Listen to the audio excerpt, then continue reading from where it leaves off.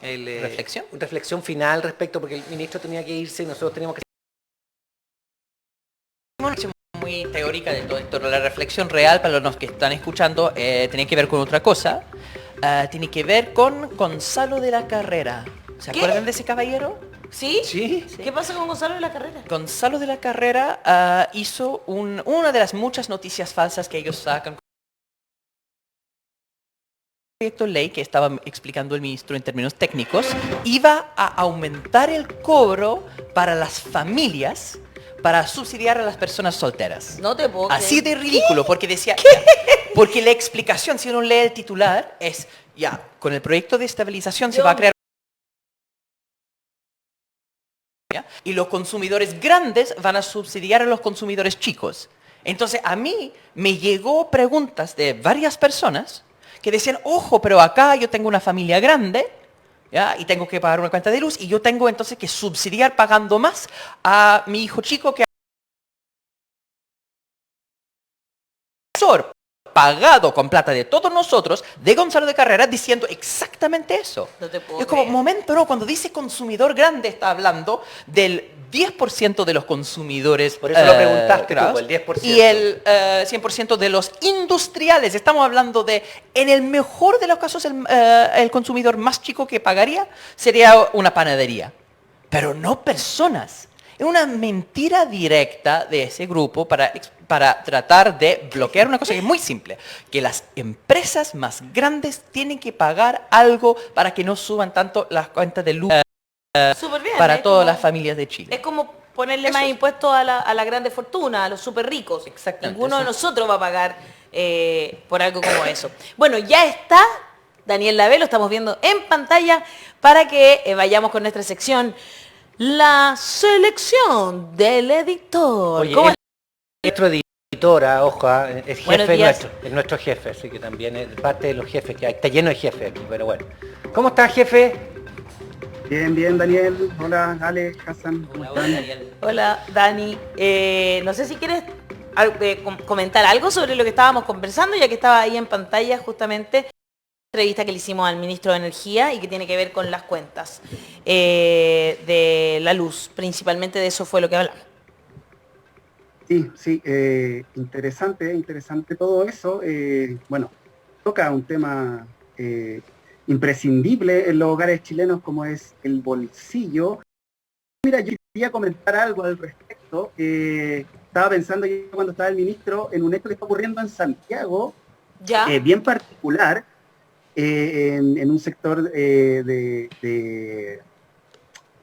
la estación Santa Lucía, donde la empresa, fíjate que la empresa en menos de febrero no enviando sus cuentas de la luz a ¿En los serio? consumidores. Sí, sí, es bien particular eso. Ahí la comunidad se organizó como para consultar y finalmente no han sido enviados y no dan una respuesta, digamos. Y súper porque después te llega la cuenta y te llega, Eso, hoy el sobreconsumo, mira cuánto cambió. ¿No será por esa eso. decisión que están tomando de mandarla vía correo electrónico o vías electrónicas y no de papel? Porque ellos toman la decisión a veces sin consultarte de empezar a cambiar el sistema, de mandarte la cuenta. Pero acá llega, pues llega en papel. Sí, pues algunos sí, Sí, otros no, sí, llegaba en teoría a través de internet, pero no, es imposible pagar esa cuenta y claro, tiene que ver, yo lo planteaba y me acordaba cuando estaba hablando el ministro, porque tiene que ver con que la acumulación de estas cuentas es dura finalmente para la Tienen que población. Tienen que denunciarlo a la superintendencia, que no le ha mandado la cuenta y que la empresa de cuenta, bueno, demuestre que ha mandado la cuenta. Pero tienen que denunciarlo a la superintendencia. Eso es lo que tienen que hacer. Eso, bueno, para quienes nos estén viendo ahí y sean de ese sector, ahí hay una sugerencia para Al CAS ya llegó y llegó con la selección del editor. ¿Cómo estamos esta semana en noticias? La semana pasada estábamos bien tristes con las noticias, pero esta semana un poco mejor. Y esta va un poco mejor y mira, vamos a partir por un artículo muy interesante de nuestro compañero que se titula, entre comillas, carencia de creatividad, entre comillas, y falta de respeto. cierre de comillas, artistas visuales analizan campaña del rechazo y su apropiación del imaginario gráfico de izquierda. Buenísimo. Súper interesante porque que no sé si la pueda ver, van a ir fijándose en cómo realmente desde la derecha se han apropiado de este imaginario cultural finalmente de la izquierda y han tomado los insumos de ilustraciones, de frases, para convertirlos. Y para eso César conversó con 3 exponentes, artistas, con la muralista Juana Pérez, con el ilustrador Max Feito y el grafitero Miguel Ángel Castro, quienes entregaron su punto de vista respecto a esta campaña, donde su gráfica como muy interesante el reportaje, se lee muy fluidamente, muy buena pluma la de nuestro compañero, así es que lo invitamos a ver este tema que quizá uno lo observa en las calles, aparte digamos, de la violencia y de la agresividad de la propaganda del rechazo, pero lo que hace César finalmente es sistematizar esto y en la voz de estas 3 personas analizar por qué hace esto la derecha. Oye, Daniel, esa es la pregunta. Sí, Daniel, aquí hay una cuestión media como de opinión. Si tú me dices que copian, sí, estoy de acuerdo que hay una falta de creatividad. Pero mira, por favor, si no, es pero igual. escúchame. Qué increíble. Hay falta de creatividad, falta de respeto, etcétera. Pero la derecha también tiene derecho a ser un poco más creativa, ¿no? Porque siempre ha sido fome con las típicas cosas como institucionales. Siempre sus campañas han sido como todavía nos sacan a los milicos de la cabeza, pero tú dices que no es que estén más creativos, sino que están copiones. Justamente, mira, y te voy a responder, Daniel, con una muy buena cuña que seleccionamos de Max Feito, que dice así, mira, cuando consulta, digamos, como, ¿por qué ocurre esto? Y él dice, en vez de contraatacar con propuestas creativas, lo hacen siempre usando las ideas de otros. Eso solo habla mal de ellos, claro, porque ya hemos visto nuevamente en esta campaña del miedo por el plebiscito de salida sus falencias creativas. Los tipos son incapaces de desarrollar o dibujar y colgar de lo que ya hay, de lo que ya fue creado con otro propósito. Ya, o sea, es copia, vulgar y asquerosa, ya, ok, ya.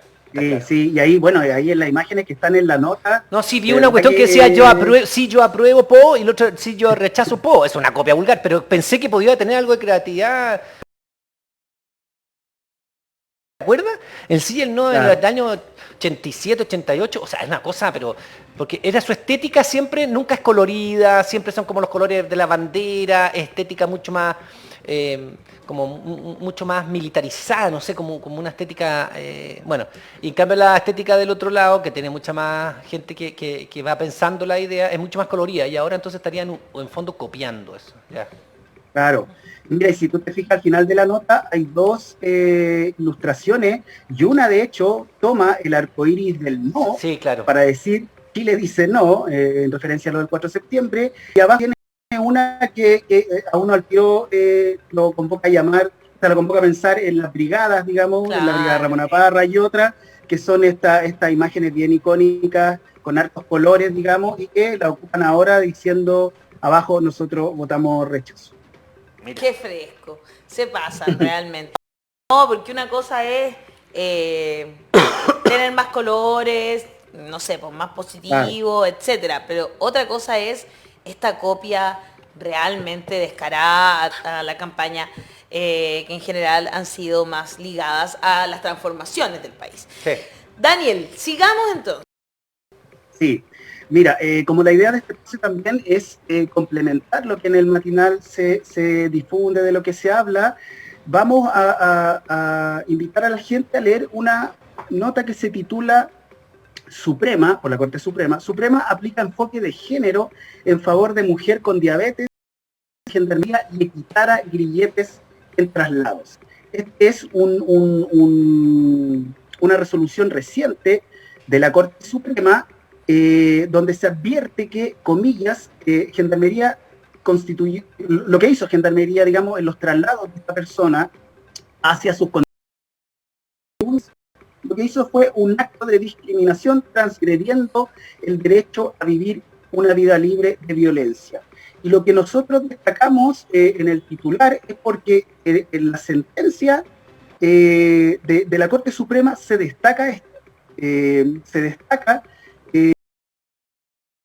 se transgredió el derecho a vivir el derecho a vivir una vida libre de violencia. Importante destacar, muy importante destacar, que el propio médico de la institución de Gendarmería ya había señalado que la interna podía sufrir laceraciones y una cicatrización lenta en caso de herirse. Basta con que, como se traslada a otros presos, se traslade posada. Simplemente eso, y esto nos recuerda, por supuesto, al caso de aquella comunera mapuche, ¿no es cierto?, que tuvo que parir engrillada, donde también se responsabilizó Gendarmería por lamentable, que afecta a una interna. Lo que hace la Suprema finalmente es decir, ok, pero hay ciertas condiciones que se tienen que respetar, y aplica en su sentencia también un enfoque de género. ¿Pero este es un enfoque de género o más bien porque... Ya. Pregunta sobre el trato a las personas privadas de libertad? No, Claro, yo creo que hay una mezcla. ¿Sí? Porque además era enferma, o sea, además tenía diabetes y eso le puede repercutir, tenés que fijarte en eso. Yo creo que una mezcla de cosas debe ser, ¿no? Sí, así es, porque en la sentencia, por ejemplo, se citan los números 47, 48, 49 de las reglas mínimas de las Naciones Unidas, claro, pero al final, después, en otro apartado, en la resolución de la Corte Suprema menciona esto, digamos, de una vida libre de violencia, que se encuentra, lo voy a citar textual, que se encuentra garantizado en la Convención Interamericana para prevenir, sancionar y erradicar la violencia contra la mujer. Lo cita ahí textual. Buenísimo. O sea, claro, son varias normas. Perfecto. Qué buena. Voy a leerla. Bueno. Dele, don Daniel. Y la última, mira, probablemente ayer ya lo vieron, pero creemos que es relevante, importante compartir, difundir esto, conversarlo en las casas. La entrevista que le hicimos ayer a Flavio Quesada del Observatorio Constituyente, donde él, a mi juicio, hace una explicación bien pedagógica respecto a de por qué es falso esto de que la nueva Constitución se va a perder o se va a anular, digamos, el derecho de una persona sobre su propiedad. En nuestra web está la nota y a mi juicio lo interesante que hace Flavio Quesada, que tiene una capacidad para explicar de forma muy bien, cuando las palabras más precisas, con mucha calma, digamos, es que Flavio Quesada dice es que no solo es consagrada la propiedad, digamos, sino que el derecho a la vivienda incluye además su habitabilidad. Y ahí él comienza a mencionar una serie de condiciones que van a para que quienes accedan a una vivienda, junto con mantener el derecho a la propiedad, puedan también tener garantizadas otras condiciones. Y ahí él mencionaba a personas, por ejemplo, que tienen alguna discapacidad, mencionaba el hecho de que una casa tiene que estar cerca de tu trabajo, por ejemplo, para que de esa forma accedas a ese trabajo. Y nosotros hicimos una notita y rescatamos la mejor cuña de Flavio para que la gente se informe de verdad y deje atrás, digamos, las fake news a propósito de lo que dijo, ¿no es cierto?, el abogado Francisco Javier Orrego en Angol esta semana. Flavio dijo que era un cantinfleo. O sea, pero es que además lo grabaron como medio de lado y lo mostraron entero, no como las que hacen conmigo, que la hacen por parte. Y claramente estaba mintiendo. Y entonces ahora se ha defendido diciendo que lo atacan y todo en ese programa que tiene. Pero es escandaloso cómo miente a ciudadanos de Angol con cuestiones que no están en la Constitución, sacando conclusiones de no sé dónde, realmente un mentiroso, realmente terrible. O sea, Pero esa mentira es una mentira que tiene historia, porque cuando nosotros fuimos a la propiedad de señora jardines, que decía, la claro. señora hacía exactamente los mismos argumentos. Entonces, ese mentiroso pagado Orrego que ahora dice, no, pero yo nunca dije que iba a desaparecer la propiedad privada, sino que en el derecho a la vivienda, bla, bla, y empieza a dar explicaciones, entre comillas, técnicas. No, pero lo son que mentiras. campaña de mentiras es que llega la señora y no dijo, no, ahora se elimina el derecho de propiedad a las casas. Y ella supuestamente era una dirigente de junta de un comité de allegados. Ya ha llegado, supuestamente. Era una mentira. Supuestamente que porque en yo realidad- caí en, ustedes no, pero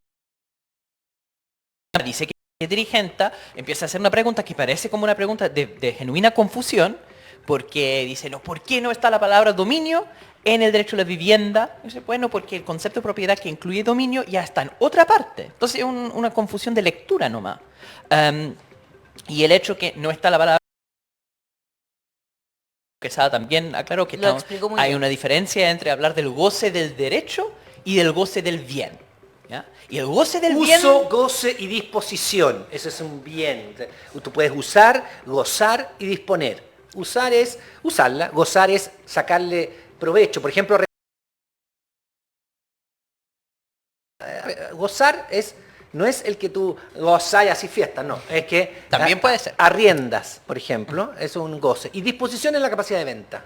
Y esos elementos están protegidos dentro de... El derecho a propiedad. Exactamente. Sí, ¿no? pues. Y el derecho a vivienda es otro... No son excluyentes. ¿ya? No. Entonces es una confusión simplemente de lectura. Pero no, porque el momento que ella empezó a gritar de eso, alguien le explicó, tranquilamente sentado al lado de ella, y ella dice, no, pero también ustedes son todos comunistas, y empieza a insultar. Entonces uno da cuenta que están enseñando a esas personas a propiedad. Y esa mentira es lo que está reforzando con estos argumentos. Otra cosa es cómo uno define el derecho a vivienda, y hay un debate interesante sobre cómo se va a concretizar eso en el futuro. Pero no es aceptable que una persona al final enseñe a la gente a mentir. Eso es lo que están haciendo activamente. Muchas gracias, Daniel Lavé. Gran Oye, capacidad sí. de síntesis, como siempre. Lo último, mira, ayer Flavio mencionó el Pacto Internacional de Derecho Económico, Social y Cultural, nacido al alero de las Naciones Unidas, Exacto. para que la gente entienda que es a partir de los elementos en base a eso es lo que se propone en la nueva Carta Fundamental, y nosotros subimos una segunda nota respecto de lo mismo, que la postura es muy similar a la de Flavio Quesada, del ex director de Techo, que se llama Pedro Cisterna, el ex director regional de Techo, y él hace un análisis muy similar al de Flavio, en donde va mencionando estos elementos, y finalmente lo que plantea es algo muy similar. El titular es exdirector, el texto aclara pedagógicamente por qué es falso que nueva constitución no garantiza vivienda propia. Así es que con esas dos notas a la gente le debiera quedar muy claro que lo que está diciendo Francisco Javier Orrego y otras personas es simplemente falso. Muy buena esa nota, yo lo leí en la mañana, de hecho. Sí, el director de Derecho explica pedagógicamente, con mucha claridad, que el punto de la vivienda propia es una de las cosas que se protege dentro de esta nueva constitución. Es curioso, porque lo que hizo Daniel cuando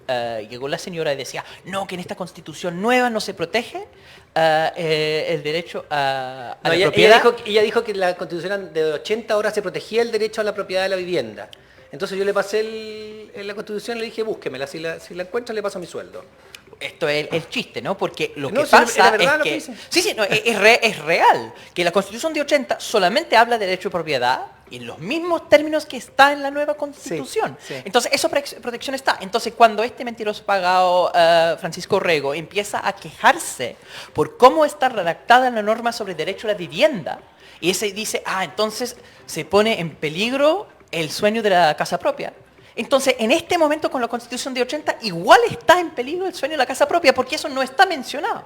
Está la base, que es la propiedad privada, que está protegida en las dos constituciones, y la Constitución nueva agrega un elemento adicional. Uno puede estar a favor o en contra de ese elemento adicional, pero no puede decir que ese elemento adicional está poniendo en peligro algo cuando la otra Constitución no lo tiene.